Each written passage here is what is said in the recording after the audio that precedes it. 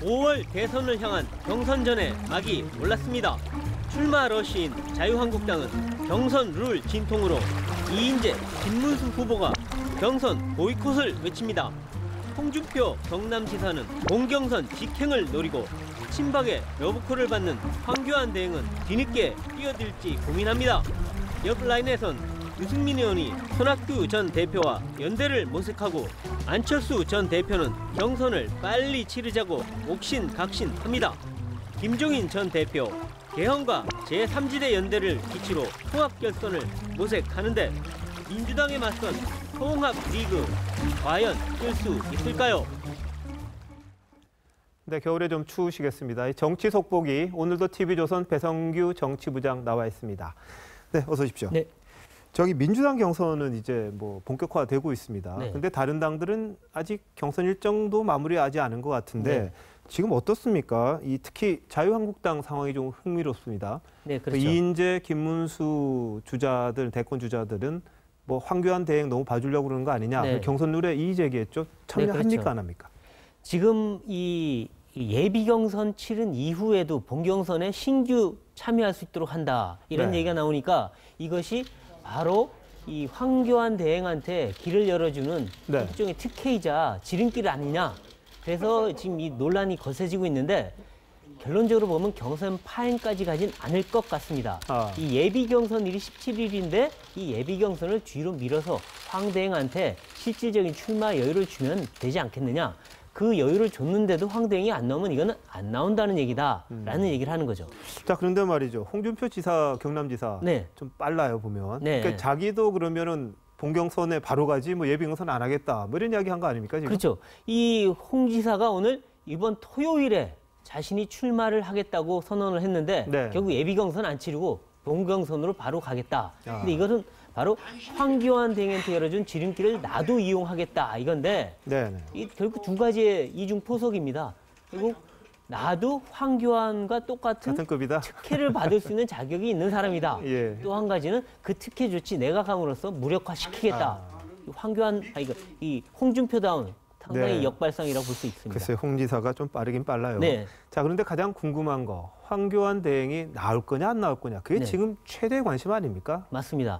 이 당초에 탄핵 전만 해도 황 대행이 나오기는 힘들 것이다라는 얘기가 많았고요. 황 대행 본인도 이 한국당 지도부에 출마는 조금 힘들다는 뜻을 밝혔다고 합니다. 네. 그런데 박 전 대통령이 삼성동으로 간 이후에 기류가 미묘하게 바뀌는데요. 네. 출마가 없다고 했던 측근들이 이제 잘 모르겠다라고 말을 하고 있습니다. 변했군요. 이게 바로 친박들의 이딴 출마 권유 발언이 영향을 미친 게 아닌가 싶은데 네. 다만 평생 공직자로 살아온 황 대행이 과연 대선 주자의 무게를 버티겠느냐 이런 회의론도 없지 않습니다.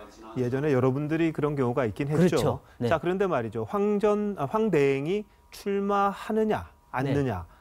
그거에 따라서 대선 구도가 상당히 바뀔 걸로 보십니까? 그렇죠. 황 대행이 출마한다면 결국에는 박 전 대통령과 이 태극기 진영의 목소리를 대변할 수밖에 없습니다. 네. 결국 영남을 기반으로 한 정통 보수를 표방할 수밖에 없고 이러면 중도 진영하고 연대는 힘들다. 결국 네. 대선은 삼자 구도로 간다. 이건데 황 대행이 아닌 다른 후보가 나서면 친박과는 오히려 거리를 좀 두지 않겠느냐. 이렇게 되면 중도 보수 연대로 갈 가능성이 있다. 이렇게 되면 이 대선이 민주당 후보 대 중도 보수 통합 후보의 양자 대결 구도로 갈 가능성이 생긴다라는 차이가 있는 거죠.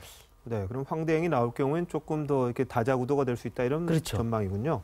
자, 그렇다면 국민의당도 지금 경선 시기 놓고 지금 오락가락 하는데 네. 지금 4월 초로 이야기가 되는데 너무 늦은 것 아닙니까? 그렇게 되면? 그래서 지금 안철수 전 대표는 지금 빨리 우리 경선 치르고 통합리그 대비해야 되는 거 아니냐. 그러니까 네. 빨리 끝내자 하는데 손학규 전 대표는 그래도 우리 경선은 시간 갖고 제대로 치러야 된다. 이렇게 해서 옥신각신합니다. 그런데 결국 2, 3일 차이기 때문에 결국 하루 이틀 내에 해소되지 않을까 싶습니다. 알겠습니다. 그런데 이런 와중에 지금 유승민 바른정당 의원하고 네. 손학규 국민의당 전 대표하고 만났다는데 네. 그렇다면 이 두 당의 통합을 이야기하지 않았을까요?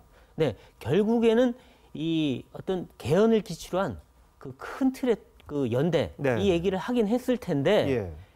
근데 구체적인 방안까지는 논의를 하지 않았다고 합니다. 그렇게까지 가기에는 아직 이른 시기이기 때문인데요. 네. 근데 어쨌든 두 당이 이 국민의당은 물론 호남 진보 진영에 기반을 두고 바른정당 영남 보수 진영에 기반을 두고 있기 때문이긴 한데 네. 결국 양당 경선 이후에는 개헌연대와 후보 단일화를 고리로 사실상 통합리그에 참여할 가능성이 상당히 높다고 보입니다. 자, 친문 진영 외에 모든 분들이 노리고 있는 분이죠. 김종인 네. 전 대표. 근데 정의화 의장도 만나고 정운찬 전 총리도 만난다. 네. 뭐 모레 만난다고 네, 하는 거죠. 그렇죠. 그렇다면 본인이 직접 뛰겠다고 봐야 됩니까? 아니면 역시 또 킹메이커 역할을 하겠다는 겁니까? 일단은 김종인 전 대표는 지금 중도와 보수, 비문까지 다 아우를 수 있는 그 조율자 역할을 잘 네. 하고 있습니다. 그리고 어느 진영도 거부감을 안 갖고 있는 인사고요. 네. 그렇다 보니까 이 김종인 전 대표가 나선다면 개헌과 삼지대를 기치로 각 정파가 그 기치 아래 모일 가능성이 있다. 네. 그래서 아마 처음부터 선수로 뛴다면 그 효과가 없기 때문에 예. 처음엔 조율자로서 아마